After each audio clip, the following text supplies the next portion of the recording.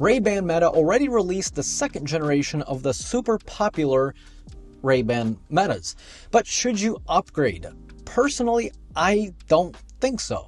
Why? Well, good question. The Gen 1 Ray-Ban Meta actually got an upgrade not too long ago, which pretty much transformed these into the Gen 2s. I've been using the Gen 1 Meta Ray-Ban for a long time now, and I was really excited for the Gen 2s mainly because of the battery upgrade, but even I have a solution to that, and you're actually looking at it right now. If it's hard to spot, well, you'll see why. Now, the update that I'm talking about is that the Gen 1 Meta Ray-Bans can now record at 60 FPS, and you also now have a setting to control how much stabilization you want your videos to have, as well as horizon correction, which is a huge deal. This feature is still rolling out. I'm on version 20. However, I know people that are on version 19.2 that have it. I don't have it. However, I do have the stabilization feature. Going from low stabilization to high stabilization is huge. I mean, this one addition is amazing because sometimes you want more jitter in your videos because that kind of shows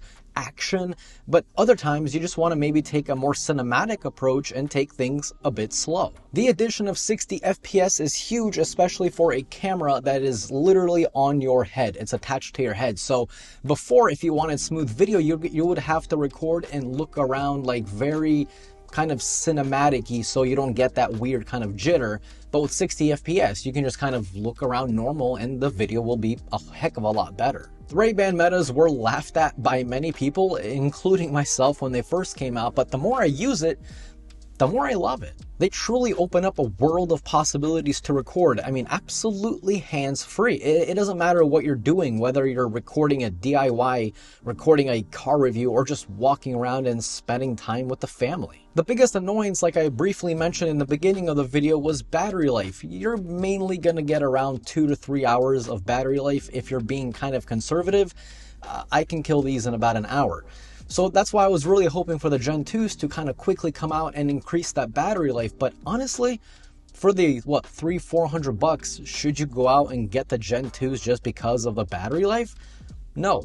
Check this out. I've been personally using the Carina C1 from PrismXR, and this has got to be the most genius way of putting extra battery life on your glasses. The Carina C1 is a dedicated power extender designed for Meta Ray-Ban glasses for true all-day use. So picture this, you're running low on battery, what do? Well, you can take one of the 2 battery packs that come with the product, attach it magnetically to the arm, that's it. You're charging right now. Or if you want to plug into a battery bank, this comes with a wire charger, same with that little magnetic thing.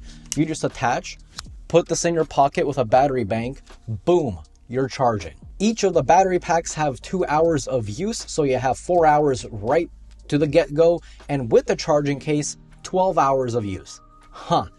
Dude, that's genius. The mounts are ultra thin. I mean, it's just 1 millimeter, which definitely helps with the lightness as well as discreetness, and they fit perfectly into the original case. You hardly notice it's there, which I think is a huge deal compared to some of the other workarounds I've seen on YouTube. I mean, oh boy, those are messy. This is perfect for someone like me that actually wants to use the AI features, wants to use a ton of video, a ton of phone calls, music, and not worry about your glasses dying in 1 to 2 hours. So now that you have a whole lot more battery to play with, and with the 60 FPS update and the stabilization update, congrats. You now have the Gen 2s while wearing the Gen 1s.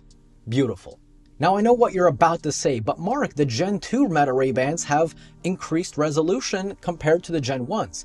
Yeah, but I don't know. On paper, sure, but honestly, from seeing the differences side by side, I can't say the difference is all that massive. In fact, I'd be hard-pressed to see any differences at all. I mean, I really have to pixel peep to see it. So at that point, should you go out and get the Gen 2s? Well, like I've been saying, no. Why? Even the HDR on the Gen 1s is great, and during those random times it does flare, it looks, I don't know, cinematic. Don't get me wrong, I love HDR more than probably anyone out there, but sometimes the video looks too perfect, if that makes sense. So if you own the Meta Ray-Ban Gen 1s and you're maybe getting that kind of fear of missing out by not getting the Gen 2s, honestly, and I'm just being super honest, don't go out and buy it. I could easily put an affiliate link down below and tell you guys, yeah, go out and buy it, go out and buy it, it's the best. But honestly, I mean, I would be not only lying to you, but I'd be lying to myself as well. But if I told you guys that these, with the battery pack, with the update, I mean, what are you really getting on the Gen 2s that's worth the a lot of money to go ahead and and upgrade? I would suggest really waiting for the Gen 3s to get some meaningful upgrade. But as of right now, the Gen 1s, yeah, man, they're still king. So what do you guys think of the Meta Ray-Ban Gen 1s? Are you loving it? Are you maybe not loving it? Let me know down below in the comments. And if you guys enjoyed today's video, definitely click that like button. And if you're new here and you like no BS reviews, definitely subscribe. As always, this was Mark from Mark's Tech. Adios.